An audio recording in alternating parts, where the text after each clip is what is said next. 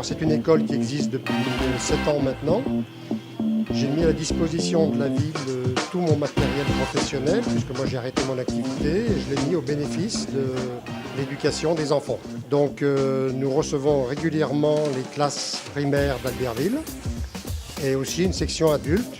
Et nous initions tout ce monde aux techniques très anciennes, parce que certaines datent quand même de quelques siècles, aux techniques de la gravure, de l'imprimerie comme Gutenberg, de la céramique. Donc c'est une école qui avait toute sa place à Albertville, qui fonctionne très très bien, qui fait le bonheur des enfants. Alors donc dès que la municipalité nous a dit qu'un projet s'annonçait sur le thème des jardins alpestres, nous avons rebondi sur le sujet, puisque nous avons déjà fait des livres sur le thème de la montagne, sur le thème des fleurs, sur les animaux, les enfants en aiment beaucoup, tout ça.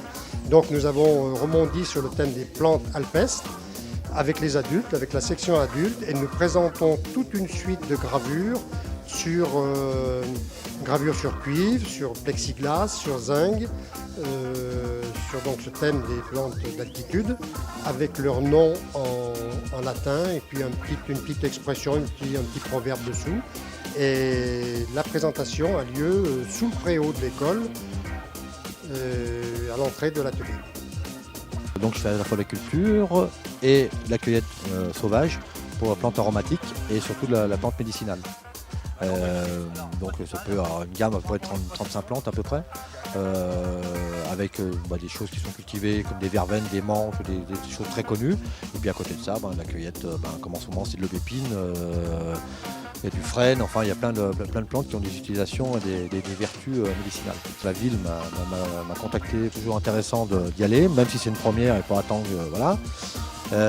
Et puis parce que j'avais aussi cette envie et je trouvais que c'était aussi bien, même sous son territoire, de continuer à se faire connaître d'une certaine manière et puis de transmettre aussi le peu de connaissances qu'on peut avoir, mais le transmettre.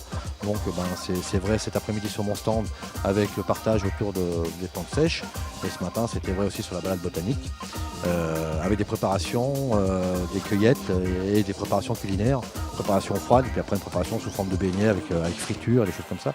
Mais la découverte de saveurs, de choses avec des plantes qu'on croise pratiquement au quotidien, presque au bois de chez soi et ainsi de suite. Et donc voilà, c'était plutôt ça qui était intéressant, avec un petit groupe. Ça fait aussi un échange entre générations, ça fait un échange de retour d'expérience, voilà. Donc c'est très enrichissant et voilà, dans un cadre très sympa et voilà.